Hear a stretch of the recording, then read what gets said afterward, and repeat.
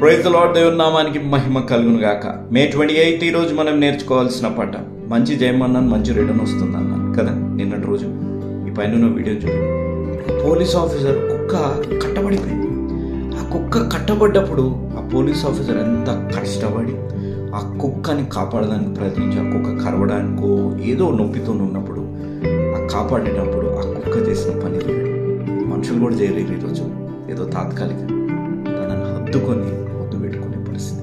ఈరోజు నేను చెప్పే మాట, ఎప్పుడైనా మంచి హృదయంతో, నీట్ పరిశుద్ధమైన హృదయంతో ఉండండి. మంచి చేయి, దేవుడు నేను మంచి నీ జీవితాల్లో అనుగ్రహిస్తాను.